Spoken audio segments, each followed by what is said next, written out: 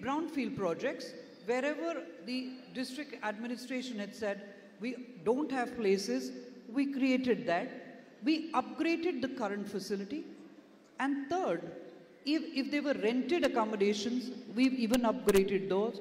And so you'll be delighted to know in Uttar Pradesh, the first Pota cabin facility for the Nandgars. Yes, if the presentation was here, I would love it, sir, if you could see it. So the Pota cabins were really the, for me, the first in the country, because Varanasi did not have places where we could either upgrade. So we put portable cabins, which are genuinely, if you look at it anywhere in the world, that's where they are. So today we say we have about 6,000 Nandgars in the country, but delighted to state that 33% of them are in Uttar Pradesh. We have aligned ourselves with the national programs, if you look at the slide before. And more importantly, sir, what we hear, what is it that the children want? We focused on nutrition. Today, we did a pilot and we actually put it up in a way where 64 lakh units of a Nutri-Bar has been given as a supplement to 14,000 Anganwadis. And I can tell you today very clearly that we have made an impact. We have had 100% children who are, coming to school. That's the first step. The attendance is there. 94% children are healthy. 8% we are still working on. And 100% school readiness. And how did that happen? In 6 months in this area. It's an intervention and support, and I must say, welcoming from all the administration and the officers that we have in UP.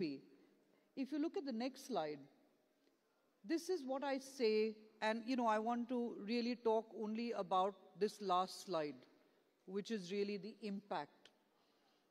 If you look at the impact here, 100% school readiness, we have done 100% electrification. There is solar. Through solar, you have a TV which runs 24/7, and बच्चों को माध्यम हम television का दे रहे हैं 45 minute का हर रोज, जिससे वो ये जान पाएं, standardize the education. Today, from a national average or a UP average, we have achieved 76% attendance on a daily basis at an average. We have impacted 50,000 children, provided Nutri-Bars daily, 75,000 benefit of meals on a daily basis. We are facilitating the government delivery program. 20 lakh beneficiaries have healthcare. Abhi Anil sir ने जो बात कही Covid के लिए, हमें 2 phone call आए थे कि यहाँ पे ये प्लांट लगाना है, यहाँ पे ये हॉस्पिटल लगाना है. Every support that we could give, we did. I think that was still not enough, but we were very happy that in our own humble way, we did contribute even at that time. And sir, there is 100% access to drinking water. There is 2 toilets in every Anganwadi. 50,000 women today are entrepreneurs, and they have an average income of 10,000. So I can only talk really about numbers, and this is through our source is KPMG, who've done a third-party audit. So we have fructified a dream for us where we started a project in 17, 18, and today we actually see behavioral change, we see impact.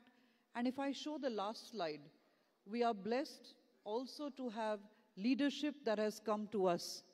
We've had constant direction from the Honorable Chief Minister who visited us at Nandgarh. We've had the Honorable Governor who actually released this whole Nutri-Bar project. We've had the sitting minister come and inaugurate the 1,500 Anganwadi. And I think for us, blessings as well as really the icing and, for us has been when the Pradhan Mantri in December actually walked into a model Nandgarh during one of his journeys in Varanasi. I cannot once again say thank you enough to the government of Uttar Pradesh, to the administration of Uttar Pradesh that have given us a chance. These are only numbers. We hope, sir, we can do much more. Today, we are close to spend 100 crores, and I think it's not 100 crores that I want to talk about. It's the numbers that we have impacted and positively impacted lives. Thank you once again, sir, for this opportunity on behalf of the entire family of Vedanta. Thank you, ma'am. And next, we are inviting Dr. Nilay Niranjan, Head Education, Reliance Foundation. He has over 20 years of multi-sector experience in CSR, government, institutions, and non-profit organizations. He was previously head CSR of Vodafone Idea Limited and also worked with UNDP, Government of India. Dr. Nilay Ranjan.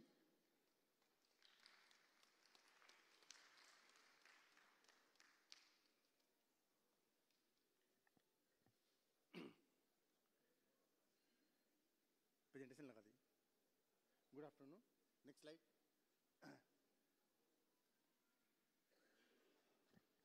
Next slide. या Reliance foundation 2010 में श्रीमती नीता अंबानी के द्वारा स्थापित किया गया था. ये Reliance industries के जो भी फिलैंथ्रोपी काम से उसको हम कार्यान्वयन करते हैं. 2010 के बाद लगातार हमारा ये उद्देश्य रहा है कि जो गांव के लोग हैं उनमें कम्युनिटी ओनरशिप हो और जो भी कार्यक्रम हम करें वो सस्टेनेबल हो, कि लोगों में उसमें जुड़ाव हो और हम बेहतर जीवन बदल सके. पिछले 14 सालों में हमने लगभग 7 करोड़ लोगों तक अपने डिफरेंट प्रोग्राम के थ्रू हम अपने उनको जीवन में सुधार ला सके हैं. 7 तरह के हमारे वर्टिकल्स हैं जिसमें हम काम करते हैं. स्लाइड दिखाइए. नेक्स्ट.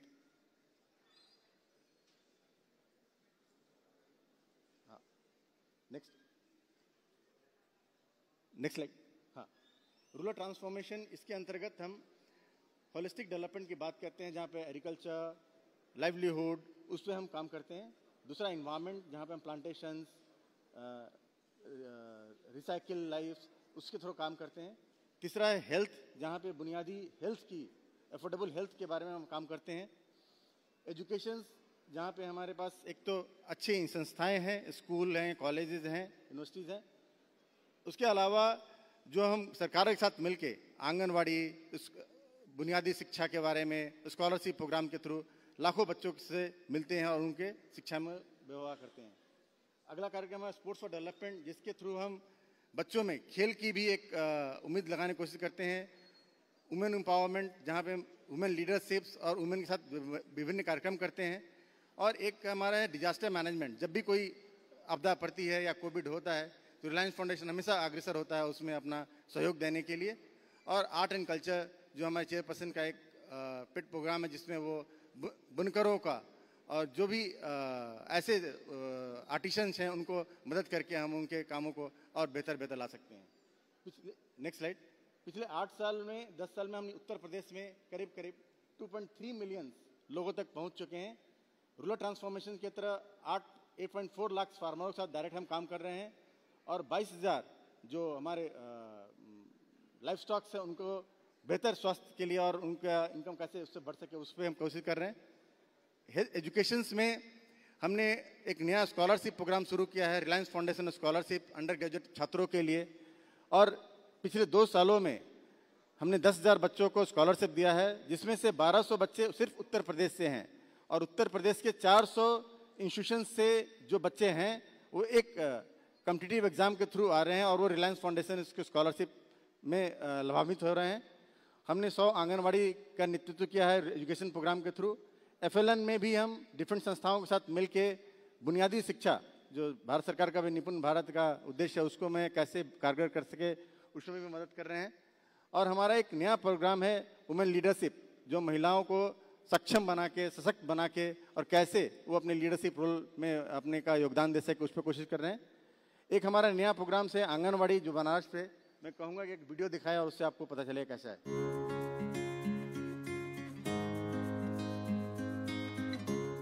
नमस्कार. Reliance foundation Reliance industry limited की एक फिलैंथ्रोपिक इकाई है. इसके अंतर्गत 2010 से अब तक हम अपने विभिन्न कार्यक्रमों के द्वारा 7 करोड़ से ज़्यादा लोगों तक पहुंच चुके हैं. शिक्षा हमारे सारे कार्यक्रम एक महत्वपूर्ण कार्यक्रम है। इसके अंतर्गत अर्ली चाइल्डहुड कार्यक्रम के बाद 3 से 6 साल के बच्चों के बुनियादी शिक्षा एवं बौद्धिक विकास के लिए हम प्रयास कर रहे हैं।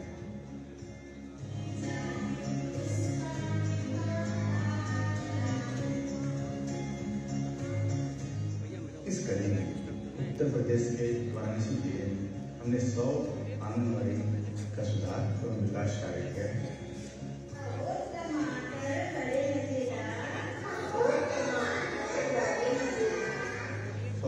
आंगनबाड़ी कार्यकर्ताओं हमने बुनियादी शिक्षा एवं खेल आधारित शिक्षा प्रणाली से ट्रेन किया है।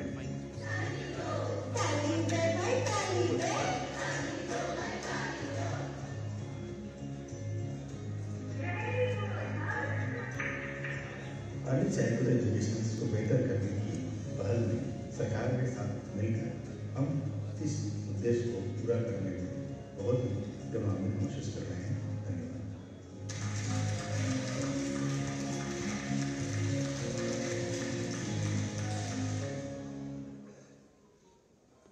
मैं पिछले 1-2 साल में जो बनारस में हम काम कर रहे हैं, 2 चीज़ें हमें बड़ी अच्छी अनुभव हुआ। एक, जो आंगनबाड़ी कार्यकर्ता हैं, पहले जब ये आया था कि आंगनबाड़ी कार्यकर्ता ये क्या पढ़ा सकती हैं, नहीं है, जब हमने प्ले बेस्ड पेडागोजी पे उनको ट्रेनिंग दिया और उसके बाद वो जो बच्चों से मिलके छोटे छोटे चीज़ों से जो उनका जो मनोबल बढ़ा रहे हैं और उनको शिक्षा में अपना उत्साह और जो उनमें सुधार देखने को मिला है वो बहुत उत्साहजनक है।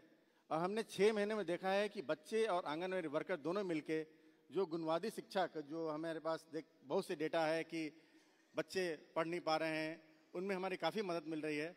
और इस तरह हम आगे मिलके कार्यक्रम करना चाह रहे हैं और जो बदलाव लाया है उससे हमें और भी लगा है कि बाकी भी स्कूल प्रोग्राम्स में उत्तर प्रदेश में काम करेंगे। आगे नेक्स्ट। और एक चीज़ और है कि सिर्फ हम फिलैंथ्रोपी पे विश्वास नहीं करते, हमारे एम्प्लॉय भी डिफरेंट कार्यक्रम में अपना योगदान देते हैं और कम्युनिटी के साथ मिलके एक बदलाव लाने की कोशिश करते हैं। धन्यवाद।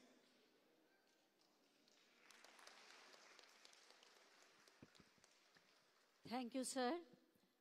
Now we are inviting Mr. Alok Verma, Project Director, HCL Foundation. He leads Samuday, a rural development flagship program of the foundation, and My Clean City, a municipal waste management initiative.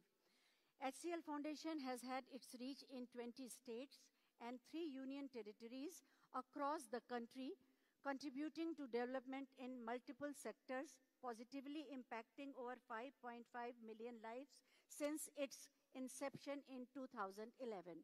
Mr. Alok Verma.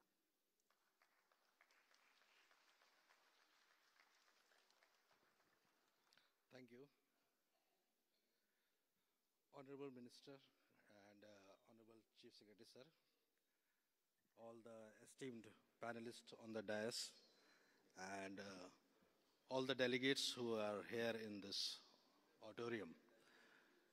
First of all, let me express my sincere gratitude towards the government of Uttar Pradesh, not only for this opportunity to present before all of you the work that HCL Foundation has done, but also the fact that we have been working very closely with the government of UP for past many years. And the kind of cooperation and kind of encouragement that we have got over these years is fabulous and has made a lot of our lives very easy. HCL Foundation, as the motto is written over there, transforming lives, spreading smiles. From the very beginning, when we started different projects under the ambit of HCL Foundation, our chairman, Mr. Shiv Nadar, expressed this very clearly to us that UP has been part of HCL's growth story. So HCL has to be part of UP's growth story. And with that motive and with that intention, HCL Foundation started working in Uttar Pradesh, and we have worked the length and breadth of Uttar Pradesh. And just to give you a context also, We work in HCL Foundation has a presence in almost the entire India, and we work across cities, states, and across themes, whether it be education, whether it be health, whether it be water sanitation, disaster, sports, and we reach out to a total of 5.1 million population.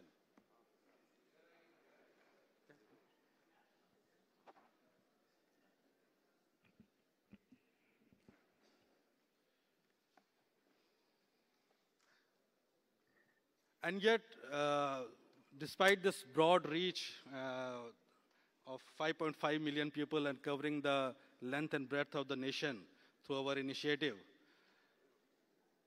UP remains at the heart of our all the endeavors under corporate social responsibility. And as I already mentioned, the vision of our chairman and the close alignment that the HCL story has with UP means nearly 70% of our effort goes into UP, and that is where we have, through our various initiatives, impacted 3.4 million lives in UP alone across various dimensions, including the children, women, farmers, and even people with, who are inclined towards sports, particularly in rural areas. And this is happening in conjunction with other HCL Group initiatives, including the initiatives taken by Shiv Nadar Foundation, such as Shiksha, which are also running in multiple districts.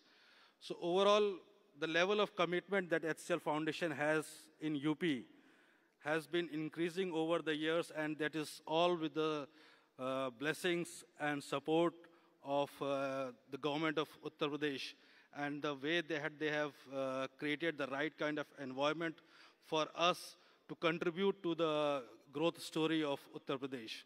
Just to give you an idea, nearly 350 people are directly employed by HCL Foundation in UP alone. And that says that when total people employed by HCL Foundation is roughly around 400. So that is around 80% of our total employment, employees work in UP alone. And that is where, if you see, we work,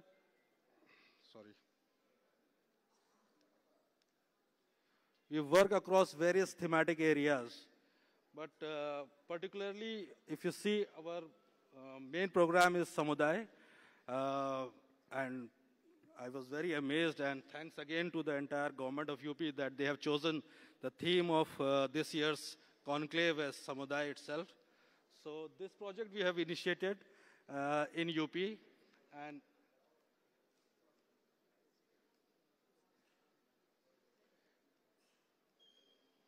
sorry, I don't know where this is going.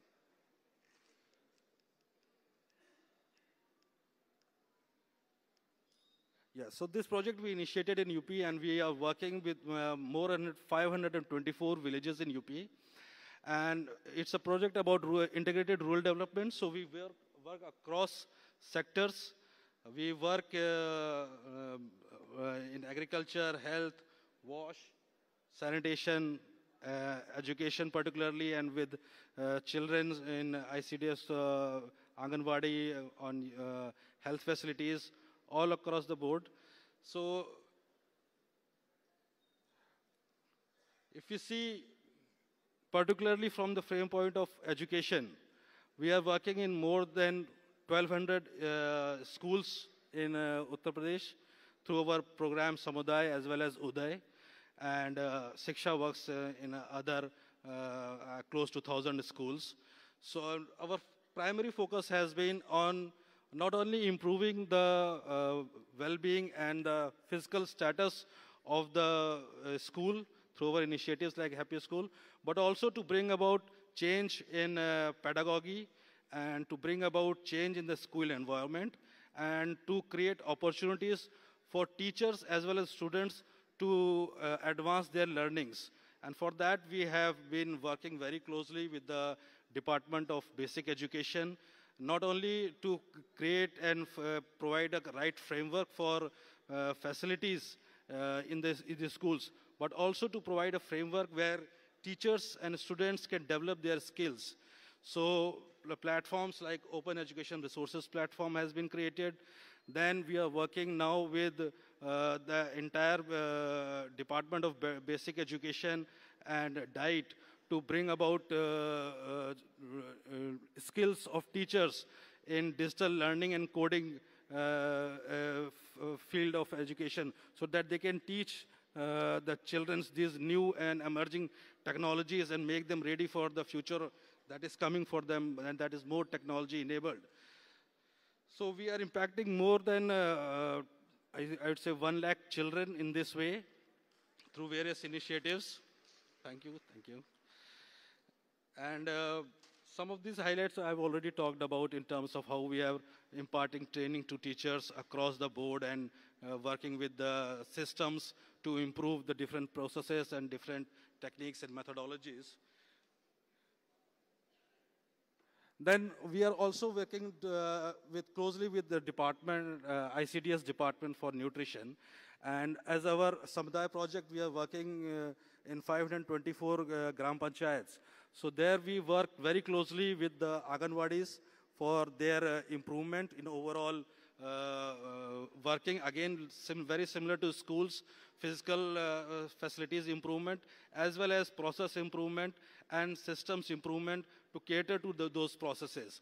And that is where we initiated a program that was very successful. It was a nutrition program, camp-based nutrition program, which we did more than 1,000 camps, catering to more than 50,000 children over a period of last 3 years, wherein we standardized the process of holding a camp for 14 days, where all the children of the village are screened, provided nutrition, and mothers are provided counseling over a period of 14 days, which is in camp.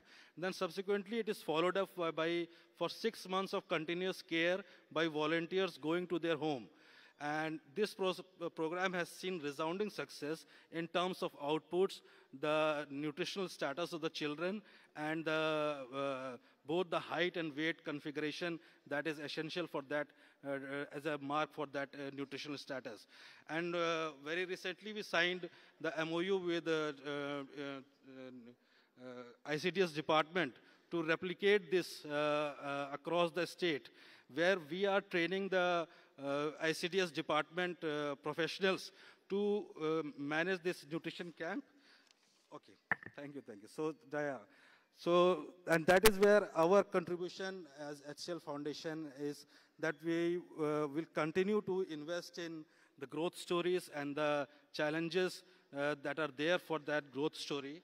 And in that sense, our great and sincere thanks to the entire government of UP for being so supportive in our initiatives and being so open to replicate those initiatives and enabling us to make the impact far and wide. Thank you.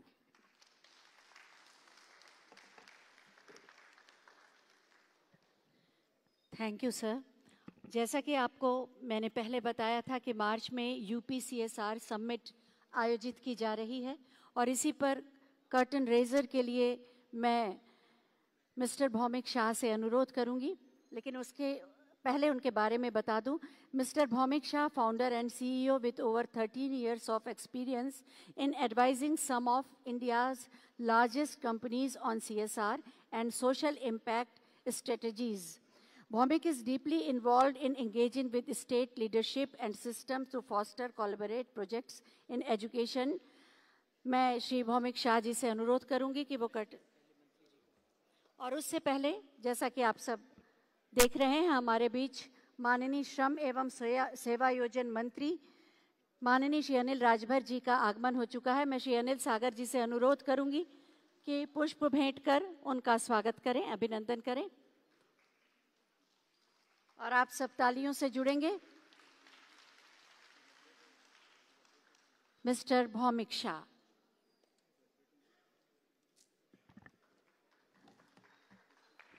Hello, hello.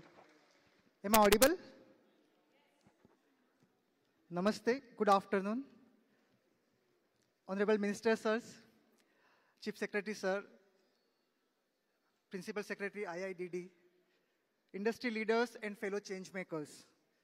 मैं UP से नहीं हूँ, लेकिन आज मैं UP को represent कर रहा हूँ. तो stay with me for next 6-7 minutes. It's going to be for UP and for the people of UP.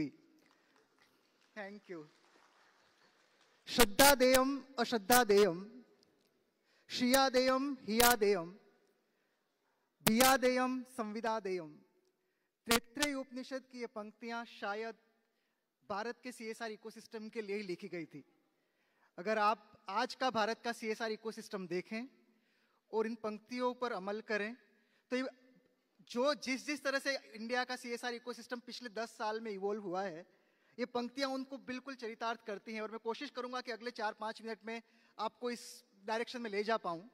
But इससे पहले to the dignities on the dais and fellow change makers, I would really like to contribute or want to pay homage to one of the companies which really invested for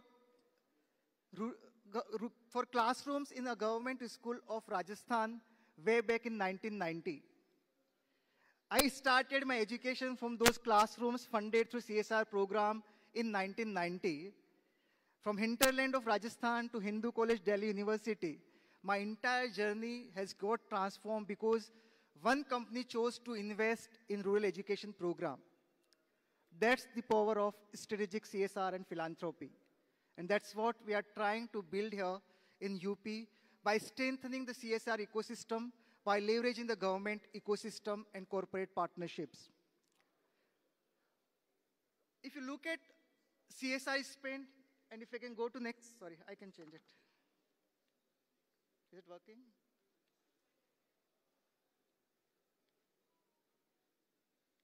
Okay, sorry, how to go back? Yeah.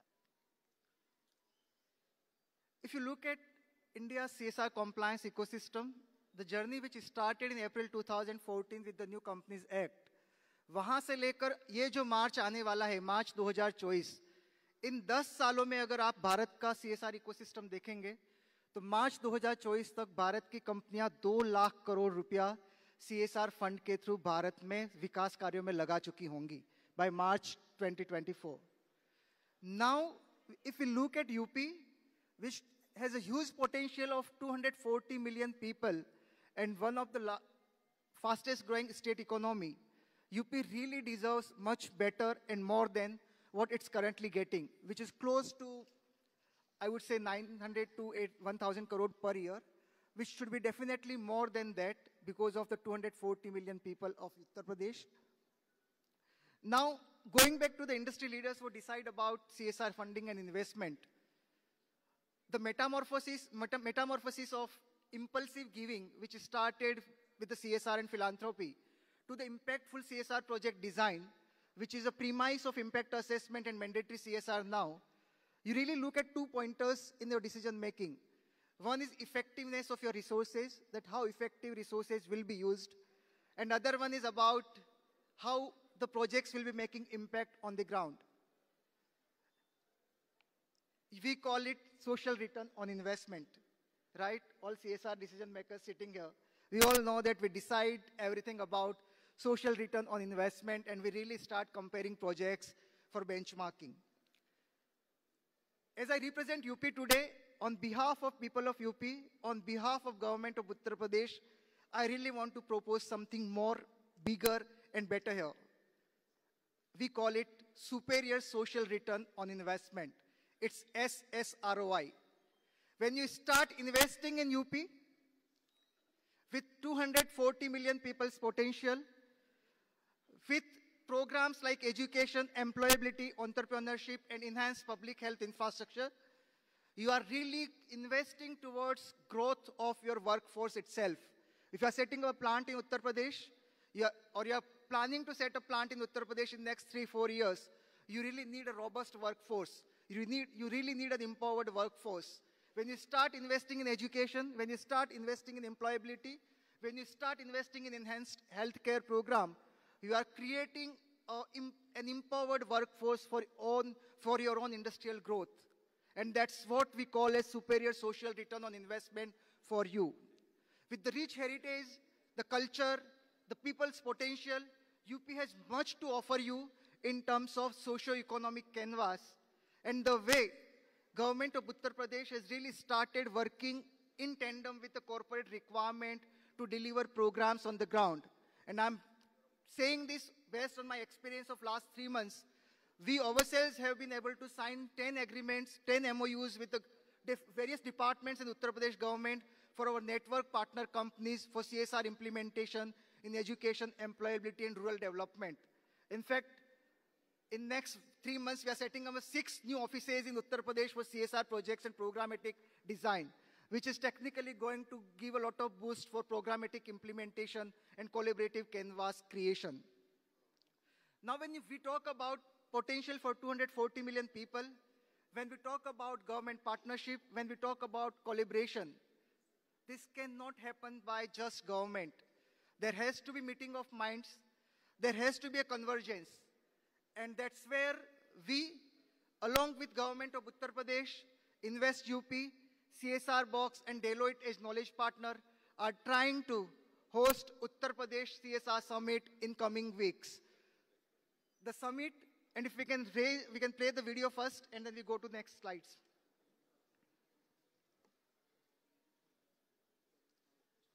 Yes. If I can go to the video.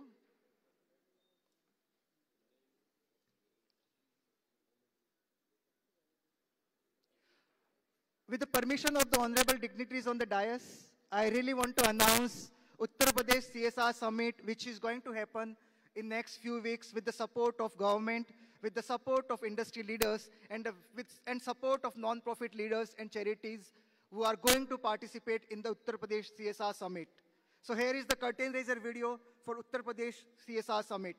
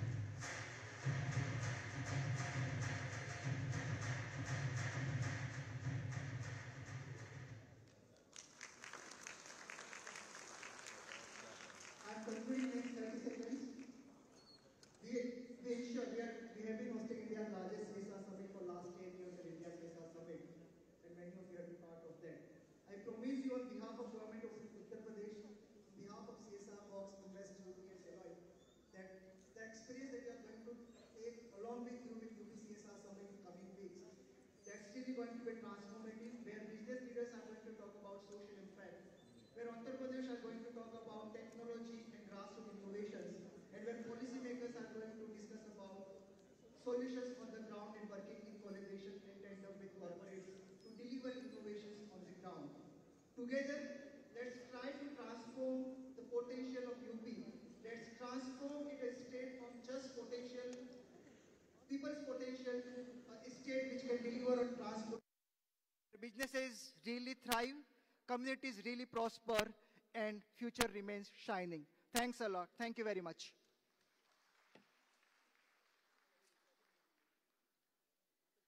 Thank you sir. और अब हम आपको बताना चाहेंगे कि विभिन्न विभागों में सीएसआर के समन्वय और सामंजस्य के लिए इन्वेस्ट यूपी और सीएसआर बॉक्स के बीच एमओयू साइन किया गया है, उसका हस्तांतरण अब किया जाएगा माननीय मंत्रीगण के समक्ष। मैं इन्वेस्ट यूपी के सीईओ श्री अभिषेक प्रकाश जी और CEO CSR Box Shri Bhaumik Shah ji से अनुरोध करूंगी कि इस एमओयू का हस्तांतरण माननीय मंत्रीगण के समक्ष करने की कृपा करें आपकी तालियों के साथ।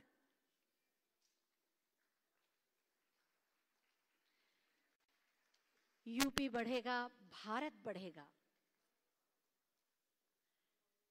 Shri Abhishek Prakash ji, CEO Invest UP, Shri Bhaumik Shah ji, CEO CSR box.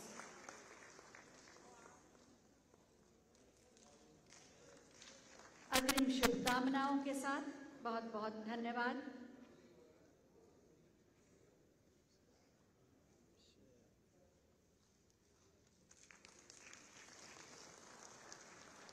बहुत बहुत धन्यवाद। और अब समय है सीएसआर पोर्टल के लॉन्च का। मैं माननीय श्री अनिल राजभर जी और माननीय श्री असीम अरुण जी से अनुरोध करूंगी कि इसे लॉन्च करने की कृपा करें।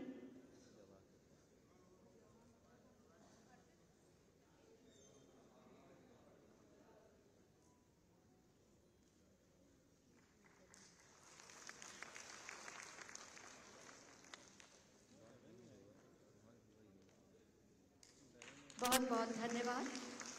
This portal aims to streamline collaboration between corporations, organizations, private entities, and government departments. With this initiative, CSRs will now have the convenience of direct registration on the portal. Thank you, sir.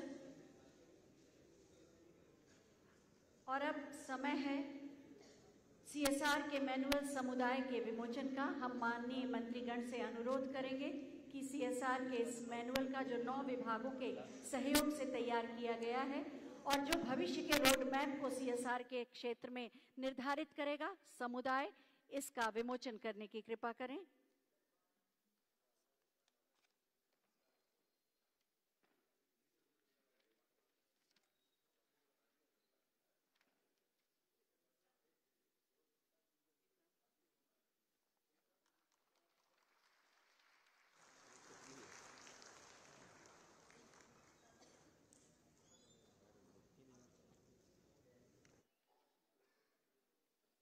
बहुत बहुत धन्यवाद। और अब उद्योग जगत के उन corporate houses को सम्मानित किया जाएगा, उनके प्रतिनिधियों को जिन्होंने सीएसआर के क्षेत्र में उत्तर प्रदेश में श्रेष्ठ कार्य किया है। मैं माननीय श्री अनिल राजभर जी और माननीय श्री असीम अरुण जी से अनुरोध करूंगी कि इन्हें सम्मानित करें। इस क्रम में मैं सबसे पहले आमंत्रित कर रही हूं मिस रितु झिंगंग जी को, CEO of Nandghar and director of group communications at Vedanta limited. 85.45 crore की धनराशि से आपने आंगनबाड़ी नंदघर के द्वारा महत्वपूर्ण योगदान दिया है। आपकी तालियां इनके सम्मान को और आभा देंगी।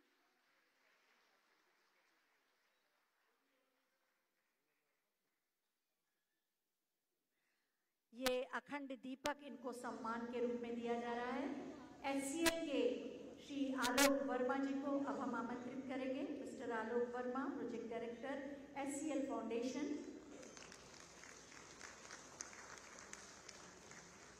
$80 करोड़ का टोटल आपने कंट्रीब्यूशन किया राष्ट्र के निर्माण के लिए। शिक्षा के क्षेत्र में विशेष रूप से आपका सम्मान। और अब हम आमंत्रित कर रहे हैं श्री एन.के. चंदेल जी को एनसीएल से कि वो मंच पर आएं और ये सम्मान ग्रहण करें।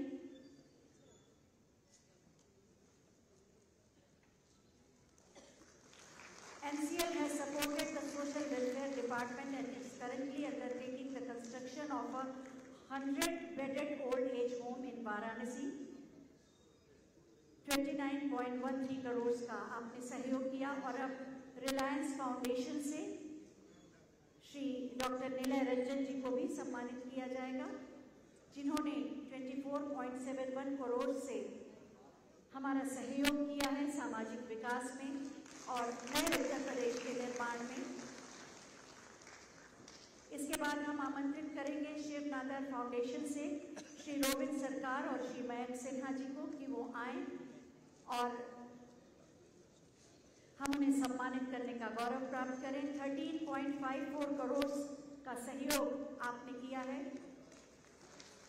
शिक्षा के क्षेत्र में स्वर्णिम भविष्य के निर्माण के लिए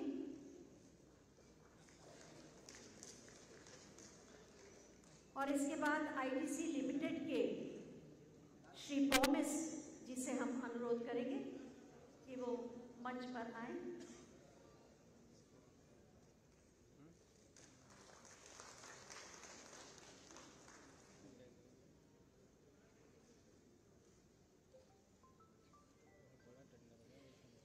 इन सबको सम्मान में अखंड दीप दिया जा रहा है और दीप ज्ञान का प्रतीक है।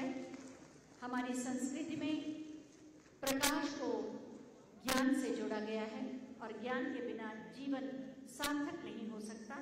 इसी भाव से ज्ञान और समृद्धि इनके साथ है। आईटीसी लिमिटेड के मिस्टर पॉमिस आपके सम्मुख आ रहे हैं, इनका भी सम्मान किया जाएगा। 10 करोड़ के सहयोग से आप शिक्षा के क्षेत्र में कार्य कर रहे हैं। तालियों से पूरे वातावरण की ऊर्जा बढ़ती है। एनटीपीसी के मिस्टर एन श्रीनिवास राव जी को भी हम आमंत्रित करते हैं कि वो आए। 10.72 करोड़ से आपने प्री स्कूल एजुकेशन और प्राइमरी और सेकेंडरी एजुकेशन में, साथ ही रिन्यूएबल एनर्जी के सेक्टर में महत्वपूर्ण कार्य किया है। अखंड दीप आपके जीवन में प्रकाश फैलाता रहे। और इसके बाद हम आमंत्रित करेंगे एनएचपीसी के मिस्टर राजेश कुमार को कि वो आए और हम उन्हें सम्मानित करें। 1.5 करोड़ की सहयोग के साथ आप सौर ऊर्जा के क्षेत्र में विशेष कार्य कर रहे हैं।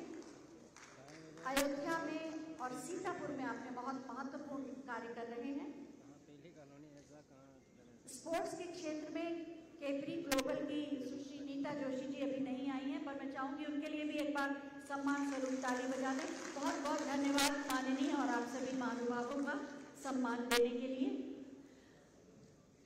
मंच पर आसीन हैं आदरणीय मुख्य सचिव श्री दुर्गा शंकर मिश्रा जी। एक लंबा प्रशासनिक अनुभव है और नए भारत के निर्माण में, नए उत्तर प्रदेश के निर्माण में भी उनके अनुभवों का लाभ हमें मिल रहा है। मैं बहुत ही आदर के साथ आदरणीय मुख्य सचिव महोदय से अनुरोध करूंगी कि हमारा मार्गदर्शन करने की कृपा करें।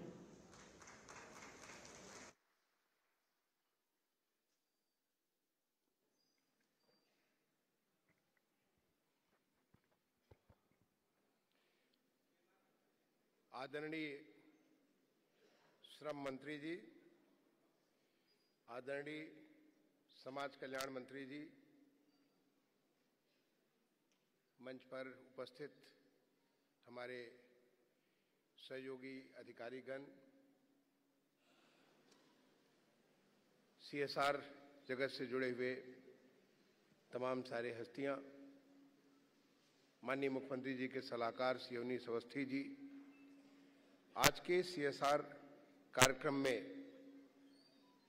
इतनी बड़ी संख्या में उपस्थित, जो कि आप सबकी एक रुचि को प्रदर्शित करता है, तमाम सम्मानित साथियों, देवियों, सज्जनों, सबसे पहले तो मैं आज के इस सीएसआर का जो सेशन हो रहा है, और देखिए कब हो रहा है, कल जब माननीय प्रधानमंत्री जी ने प्रदेश के हर जनपद में 10 लाख करोड़ रुपए से अधिक का निवेश को शुभारंभ करने का अपने कर कमलों से एक गोहेड किया। सोच करके भी सिहरन हो जाती है कि उत्तर प्रदेश में एक साथ 10 लाख करोड़ के निवेश, जब ये सारे के सारे उद्योग धंधे आगे आने वाले 12 से 18 महीने में जब चालू होंगे, तो उत्तर प्रदेश की कितनी व्यवस्था बनेगी, कितने लोगों को रोजगार मिलेगा। और जो प्रत्यक्ष रोजगार तो है 34 लाख, अब प्रत्यक्ष रोजगार कितने लोग मिलेगा, वो सोच करके सिहरन होती है। ये हमारा प्रदेश किस तरह से आगे बढ़ेगा। और ये तो पहला अंक था, इसके पहले 3 डीवीसी हो चुका था। ये पहला अंक था हमारा ग्लोबल इन्वेस्टर समिट का, जिसको आपने देखा कि उसमें 35.5 लाख करोड़ के निवेश एमओयू साइन किए गए थे और उसके बाद आज 40 करोड़ तक के एमओयू साइन हो चुके हैं। तो जब इसका जो दूसरा अंक आएगा, इंटरनेशनल जो हमारा ग्लोबल समिट हुआ, उसके बाद दूसरा अंक और तीसरा अंक, जब हमारे प्रदेश में ऐसे 41 लाख करोड़ के इन्वेस्टमेंट होंगे, करोड़ों को नौकरियां मिलेंगी, हमारे युवा वर्ग को इतना सारा उनके लिए एक बड़ा माहौल बनेगा और उत्तर प्रदेश के नागरिकों की जिंदगी में कितना परिवर्तन आएगा, आप इसको सोचिए तो समझ में आती बात। जैसे देश हमारा बदल रहा है, माननीय प्रधानमंत्री जी के विजन से एक विकसित देश बनने के रास्ते पे चल चुका है। 2047 में देश हमारा विकसित देश होगा और उसके लिए सारी की सारी व्यवस्थाएं हो चुकी है। सारे के सारे जिस तेजी से हर क्षेत्र में विकास हो रहा है, इसमें किसी को कोई शक नहीं है कि हमारा देश एक विकसित राष्ट्र बनेगा। उसी के जो माननीय प्रधानमंत्री जी का विजन है, उस विजन को साकार रूप देने के लिए माननीय मुख्यमंत्री जी ने प्रदेश को भी विकसित राज्य बनाने के लिए वो सारी की सारी व्यवस्थाएं कर रखी हैं। चाहे वो हमारा इंफ्रास्ट्रक्चर हो, चाहे वो हमारा मैन पावर डेवलपमेंट की बात हो, चाहे हमारा ईज ऑफ डूइंग बिजनेस की बात हो, चाहे हमारी पॉलिसीज हो, हर प्रकार से इसे एक तरह से चतुर्दिक हर प्रकार से वो व्यवस्था है जिससे हमारा प्रदेश एक विकसित राज्य बनने के लिए बहुत तेजी से अग्रसर हो रहा है और जिसका एक आपने झांकी कल देखा। और उसके तुरंत बाद आज ये CSR का जो एक सेशन किया गया और इतनी बड़ी संख्या में जो मैं आप लोगों को देख रहा हूं, इतना मन प्रफुल्लित हो रहा है। CSR जो कि हमारे सनातन संस्कृति का मूल अंग है, परोपकाराय सदाम विभूतयः, परोपकार तो हम इसको सबसे महत्वपूर्ण मानते हैं।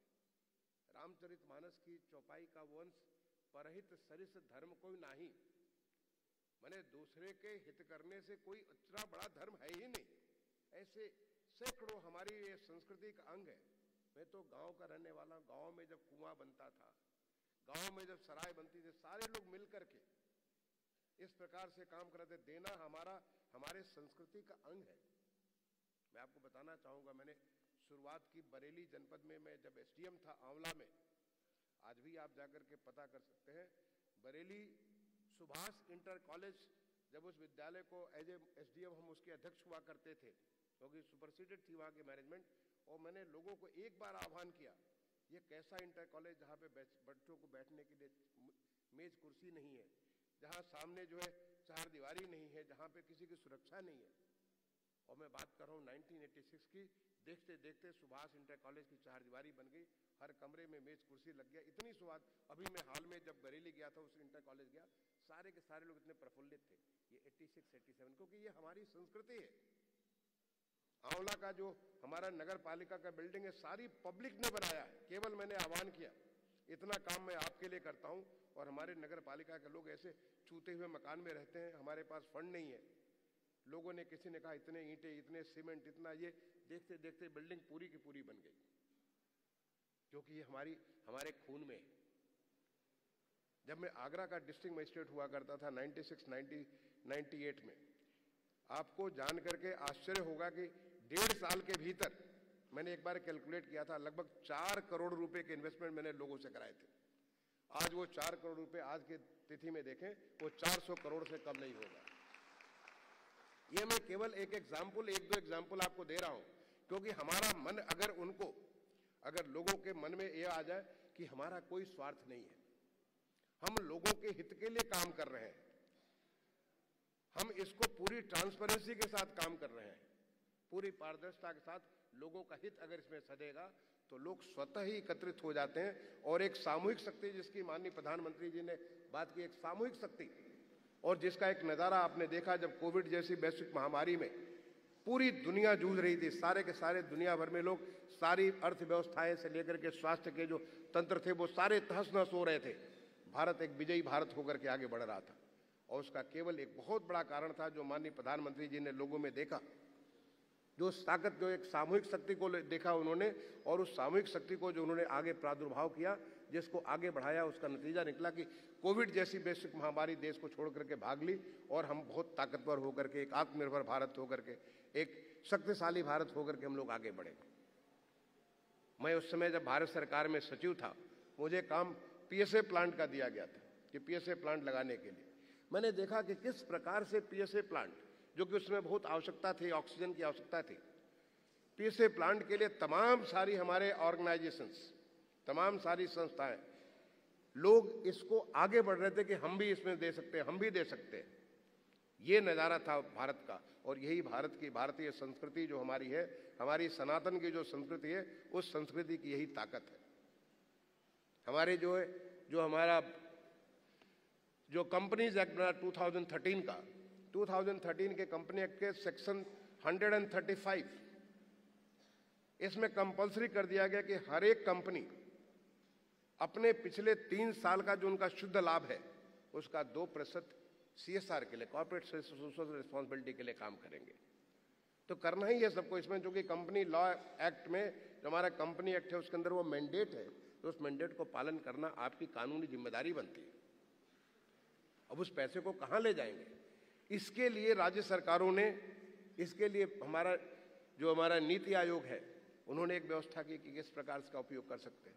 राज्य सरकारों, मुझे बहुत अच्छा लगा भौमिक जी ने जो बताया कि पिछले 2015 से 2023 के बीच में लगभग 2 लाख करोड़ रुपए CSR के फंड आए, और आज उत्तर प्रदेश उस CSR के फंड को, मैं धन्यवाद देना चाहूँगा इन तमाम सारी संस्थाओं को, जिसमें से वेदांता, मैं अनिल अग्रवाल जी को जानता हूँ वेदांता का, HCL का शिव नारायण जी को जानता हूँ HCL का, NCL जो नॉर्दर्न कोलफील्ड लिमिटेड, वहाँ तो मैं कलेक्टर रहा हूँ, वहाँ डिस्ट्रिक्ट मजिस्ट्रेट रहा, सोनभद्र में उनका देखा मैंने, आपके रिलायंस इंडस्ट्रीज़ का, शिवनागर फाउंडेशन का, SMC corporation India private limited का, ITC लिमिटेड का, NTPC का, NHPC का, कुपरी ग्लोबल का, ये हॉल ऑफ फेम, इन तमाम सारे लोगों ने मदद की हमारे बहुत सारी योजनाओं के बारे में। अभी आपको हमारे बात की, अभी जो रितु झिंगरन जी ने बात की कि कैसे उन्होंने बालवाड़ी में महिलाओं के, बच्चों के, उसके लिए कैसे काम किया। रिलायंस फाउंडेशन के नीलय जी ने जिसके बारे में बात की, कैसे उन्होंने बालवाड़ियों में किस प्रकार से, किस नेचर का काम किया।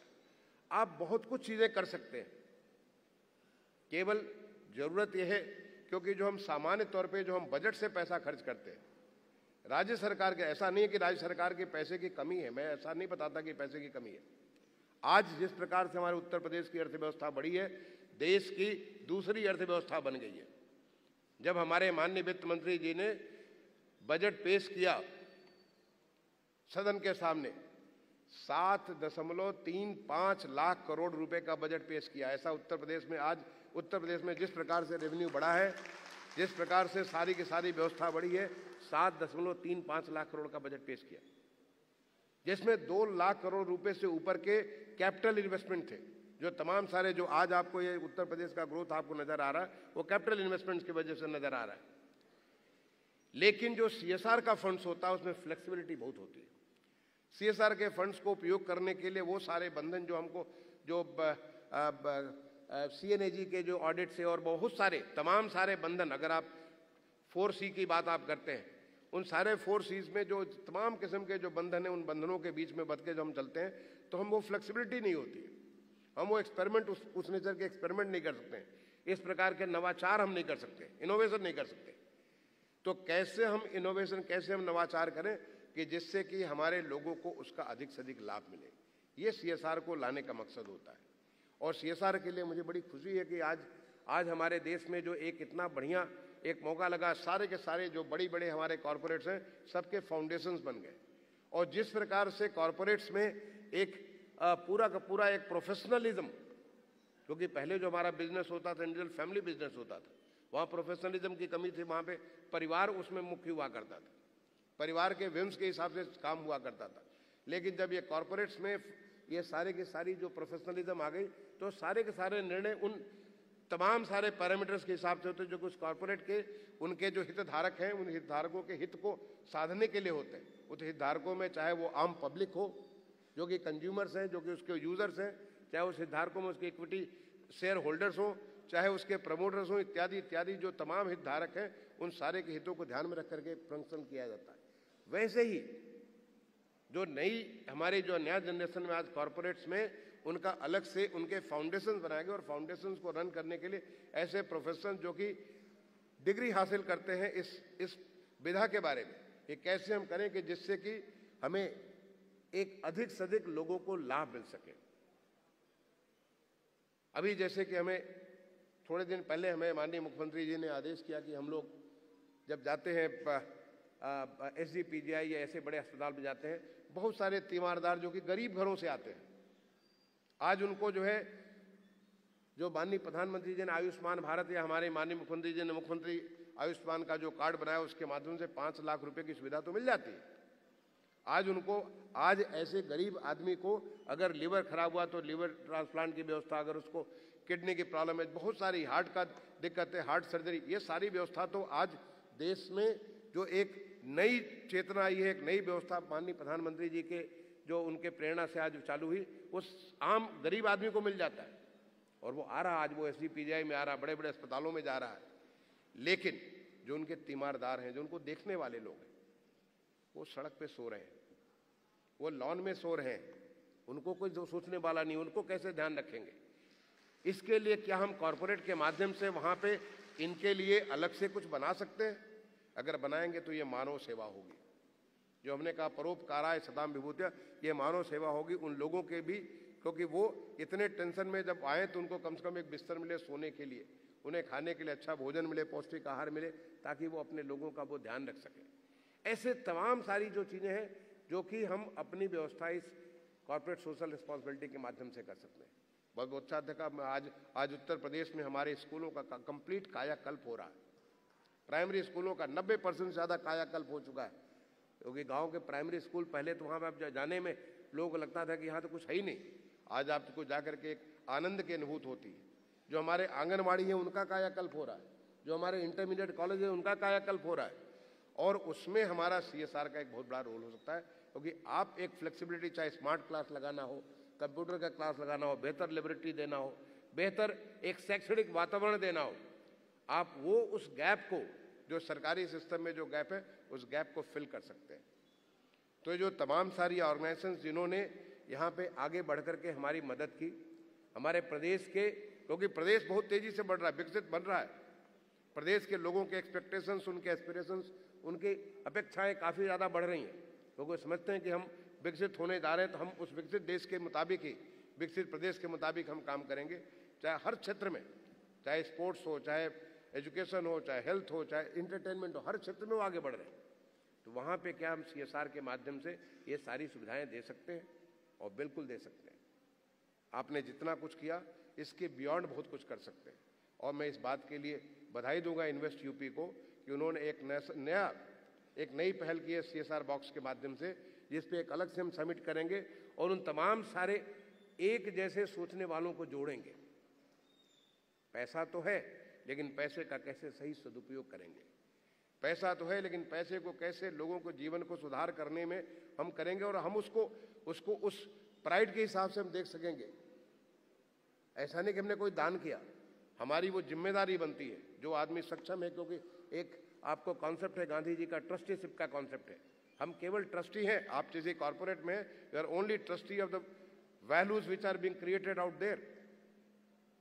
और ये ट्रस्टी की जो भावना है, ये गांधी जी की जो, बल्कि ये हमारी सनातन की भावना है, हमारी संस्कृति की भावना है, हमारे देश की हमारी भारतीय विधा है, उस भारतीय विधा की भावना है, ट्रस्टी की भावना। उस ट्रस्टी की भावना के तहत क्या आप ऐसा कुछ कर सकते हैं जिसके माध्यम से हर एक को सक्षम बना दें? और आप बना सकते हैं।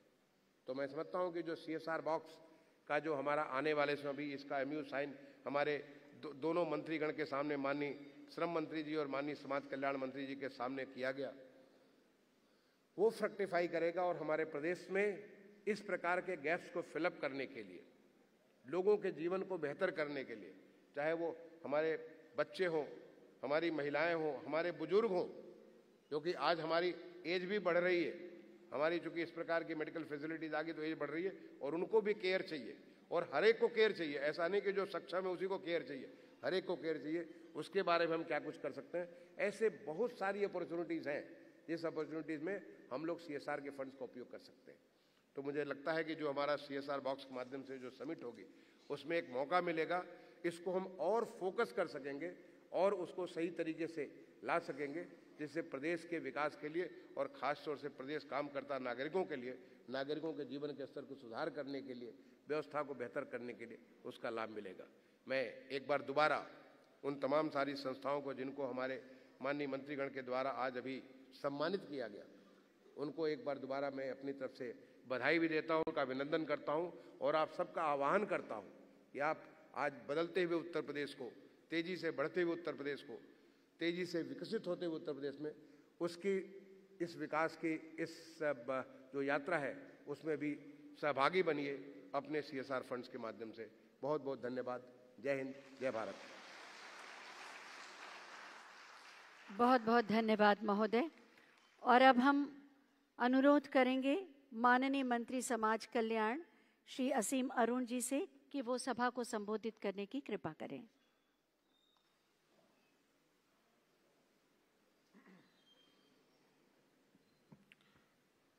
बहुत बहुत धन्यवाद।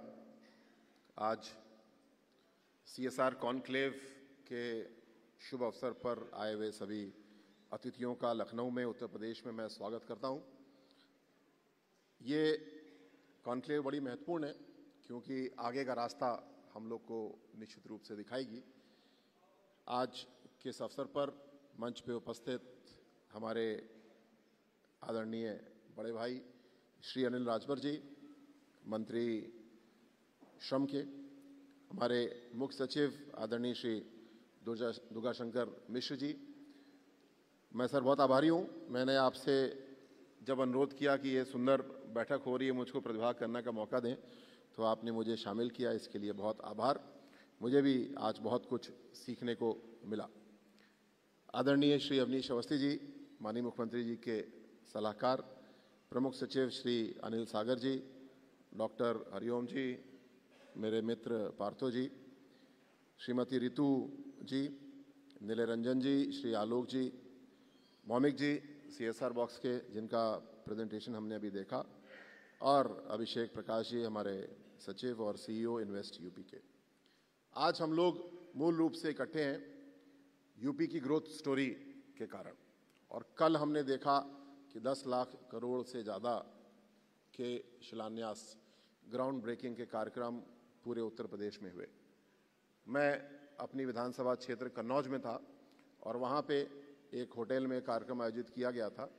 700 करोड़ का इन्वेस्टमेंट ऑलरेडी हो चुका है कन्नौज जैसे एक मूल रूप से एग्रेरियन कृषि प्रधान जिले में। और भी खुशी की बात थी कि जिस होटल में कार्यक्रम हो रहा था वो भी इस संकल्प का हिस्सा था जहाँ पे होटल बन के तैयार था और ये कार्यक्रम हो रहा था। तो एक और ग्रोथ स्टोरी हमारी है, लेकिन साथ साथ हमको ये भी देखना है कि ये ग्रोथ इंक्लूसिव हो। और इंक्लूसिव ग्रोथ काफ़ी हमने ये शब्द सुना है, लेकिन इसकी हिंदी करने की मैंने बड़ी कोशिश की कि आसान शब्दों में समझ में आए, और मैं इसका कोई हिंदी अनुवाद नहीं कर पाया क्योंकि इसका सबसे अच्छा अनुवाद प्रधानमंत्री जी स्वयं कर चुके हैं, सबका साथ और सबका विकास। सो जहाँ पे ऐसा कार्य ग्रोथ का हो रहा है, हमको दोनों चीज़ें देखना है।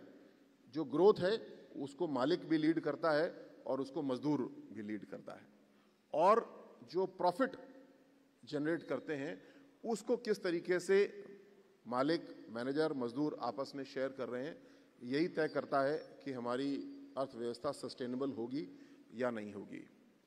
अगर एक 100 गांव का घर है, एक 100 घरों का गांव है और वहाँ पे 10-15 गांव घर बहुत तेज़ी से आगे बढ़ गए, कुल मिलाकर के डेटा तो अच्छा हो गया उनकी इनकम का, लेकिन बाकी घर पीछे छूट गए, तो फिर ऐसी ग्रोथ अच्छी नहीं होगी।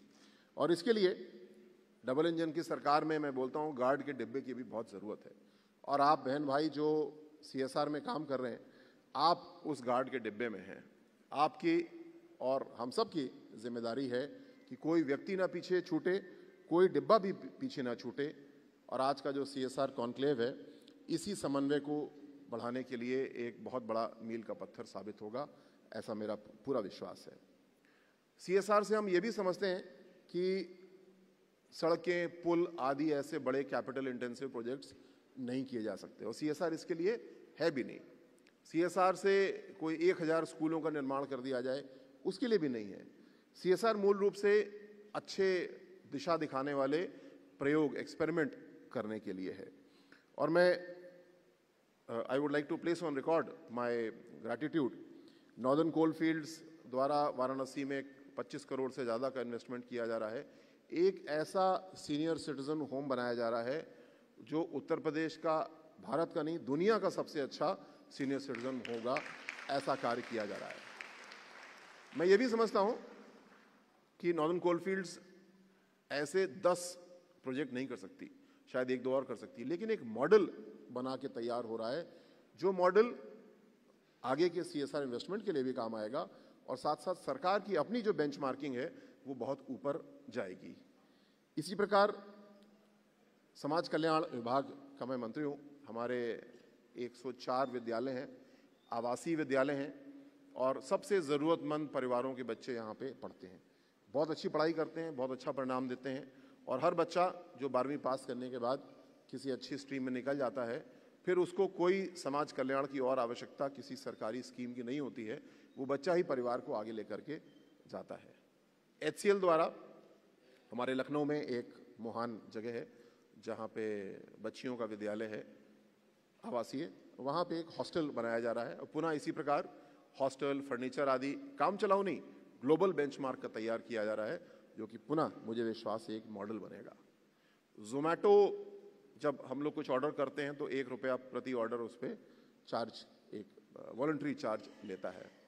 तो एग्जैक्टली ये CSR नहीं है, मे बी फिलेंथ्रोपी है। और लखनऊ में एक और हमारा विद्यालय है जहाँ पे एक state of the art industrial kitchen तैयार हो चुका है, उसके प्रोसेसेस और बन के तैयार हो रहे हैं। कोशिश हम लोग की पुनः ये है कि एक ऐसा किचन जिसमें करीब 30 लाख रुपए खर्च हुआ है, उसको पूरा रीमॉडल किया है, नया इक्विपमेंट लगाया गया है, नए प्रोसेसेस ला रहे हैं, वो ऐसा मॉडल बने जो हम शेष 103 विद्यालयों में भी रेप्लिकेट कर पाएँ, पुनर्स्थापित उसको कर पाएँ।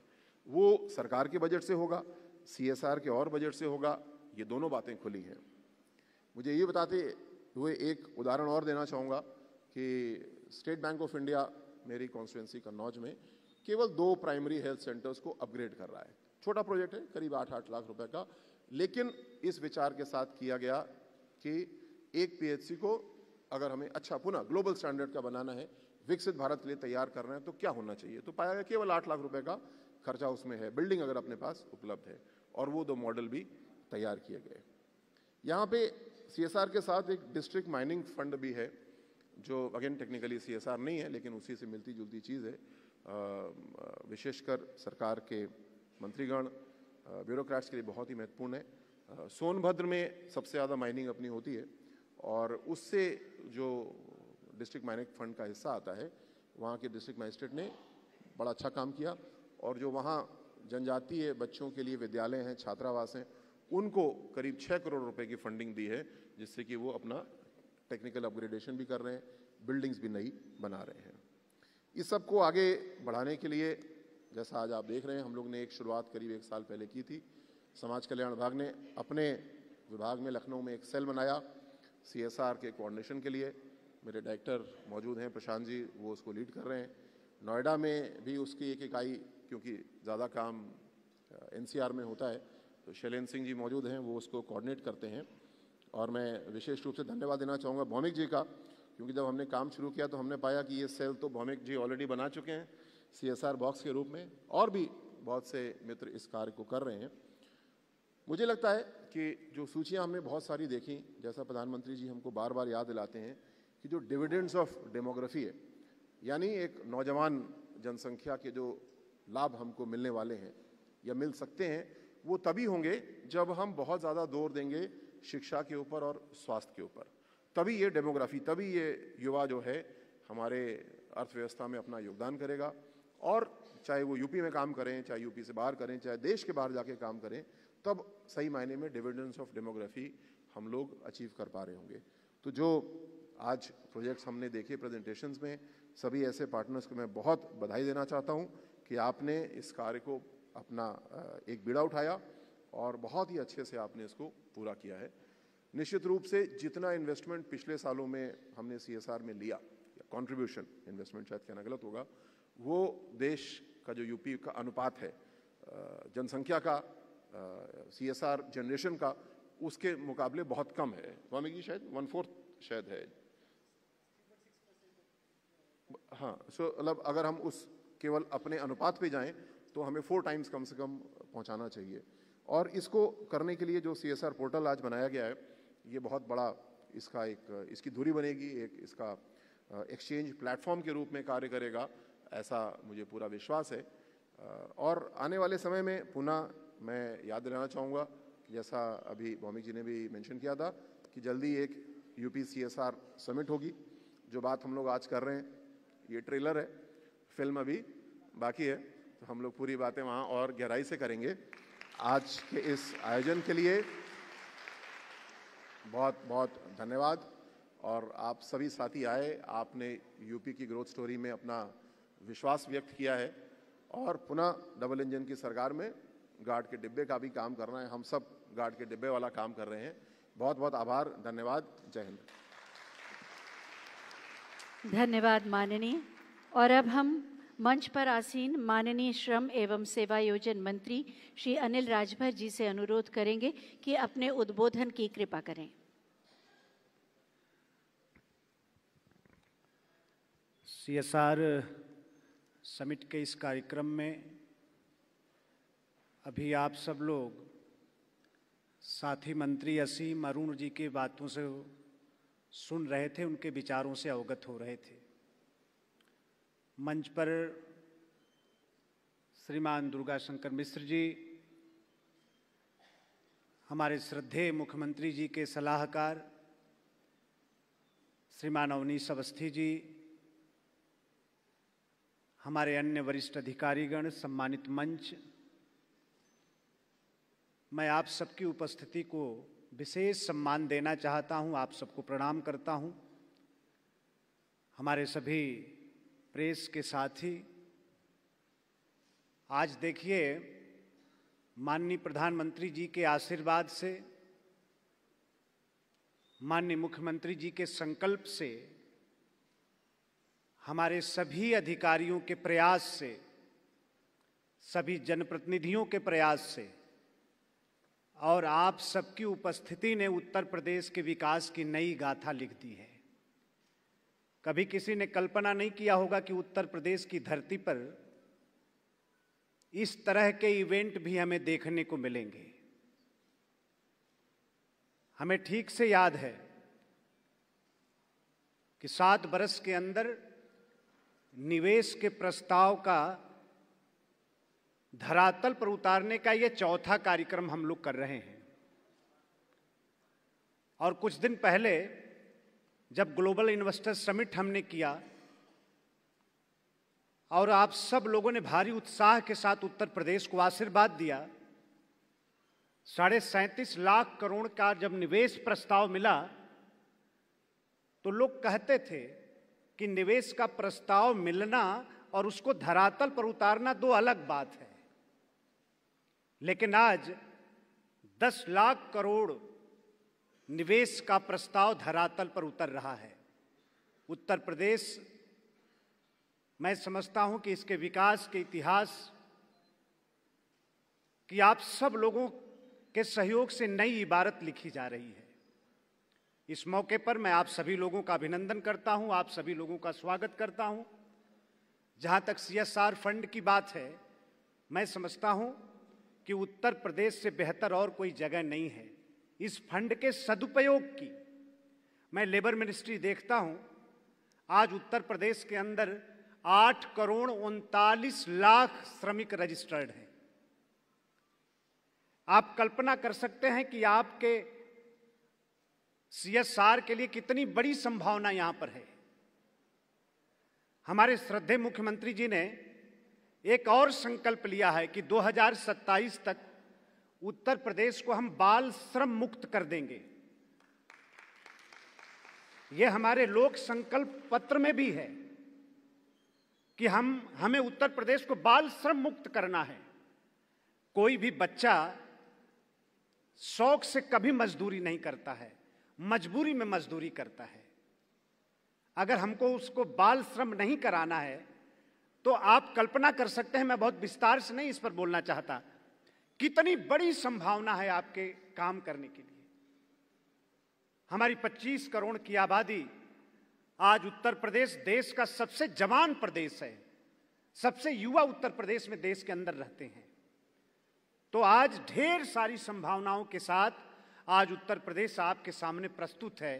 मैं हृदय से आप सब लोगों का अभिनंदन करता हूं और उम्मीद करता हूं कि आप सब लोग जिस आंकड़ों को हमारे साथी असीम अरुण जी आप लोगों के बीच में रख रहे थे, हमारे मुख्य सचिव जी ने भी कुछ आंकड़े आप लोगों के सामने रखा है, मैं उस पर नहीं कहता, लेकिन मैं समझता हूं कि अभी नए भारत का जो नया उत्तर प्रदेश है जो आपके सामने है, तो आज देखिए 10 लाख का जब निवेश प्रस्ताव उतरा है धरातल पर, तो मैं समझता हूं कि अब कोई भी प्रश्न नहीं खड़ा कर सकता कि नहीं 37 लाख करोड़ धरातल पर उतरेगा कि नहीं उतरेगा।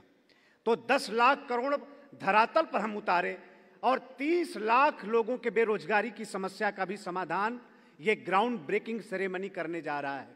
ये पूरे देश की कितनी बड़ी सेवा है।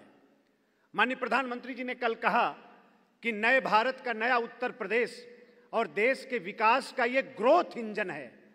आप सब लोगों के सहयोग की बहुत हम लोगों को उम्मीद है, हम लोगों को भरोसा है।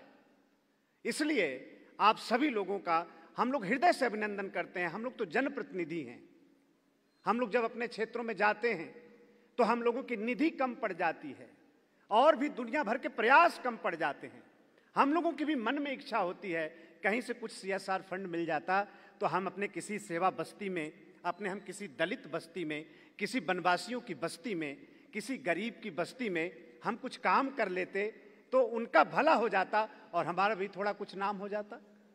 तो इसलिए मैं आप सभी लोगों से आग्रह करता हूं, प्रार्थना करता हूं कि आज आप देखिए कि लेबर लॉ के नाम पर किस तरह से हमारे उद्योगपतियों का, हमारे व्यापारियों का, सबका किस तरह से शोषण होता था। लेकिन माननीय मुख्यमंत्री जी ने कहा है, बहुत सख्त निर्देश हैं कि हमारा कोई भी उद्योगपति, हमारा कोई भी व्यापारी, कोई भी उद्यमी किसी भी सूरत में परेशान न हो। और लेबर लॉ को हमने शिथिल किया, हमने कितना सरल किया। आज हमारा उत्तर प्रदेश के अंदर कोई भी व्यापारी ये नहीं कह सकता कि लेबर लॉ के नाम पर उसका किसी प्रकार का कोई शोषण हो रहा है। तो आज उत्तर प्रदेश की सरकार हर तरीके से माननीय मुख्यमंत्री जी के नेतृत्व में आप लोगों के साथ कदम से कदम मिलाकर चलना चाहते हैं। हम लोगों का ये लक्ष्य है, सपना है, हमारा सर्वोत्तम प्रदेश बनाने का जो सपना है, उसके साथ साथ उत्तर प्रदेश को उद्यम प्रदेश बनाने का भी हमारा सपना है। हमारे मुख्यमंत्री जी का संकल्प है और माननीय प्रधानमंत्री जी का आशीर्वाद मिला हुआ है। बनारस में जरूर, हम चूंकि बनारस से आते हैं, माननीय प्रधानमंत्री जी के आशीर्वाद से बनारस में जरूर CSR से बहुत से काम हुए हैं, लेकिन अभी भी वहाँ भी गुंजाइश है। मैं उम्मीद करता हूँ कि बनारस के साथ साथ पूरा पूर्वांचल और पूरे उत्तर प्रदेश पर आप सब लोगों का आशीर्वाद इसी तरीके से रहेगा। मैं एक बार फिर मंच के तरफ से, मैं अपने तरफ से भी आप सबका हृदय से अभिनंदन करते हुए, माँ भारती को नमन करते हुए मैं अपनी बात को रोकता हूँ। आप सबका बहुत बहुत धन्यवाद। जय हिंद, जय भारत। धन्यवाद माननीय आपके उद्बोधन के लिए। और अब अतिथियों के प्रति आभार व्यक्त करने के लिए हम अनुरोध करेंगे सचिव औद्योगिक विकास तथा CEO invest UP Shri Abhishek Prakash जी से। आज के इस impact horizon summit CSR conclave में उपस्थित माननीय समाज कल्याण एवं अनुसूचित जाति जनजाति मंत्री श्री असीम अरुण जी, माननीय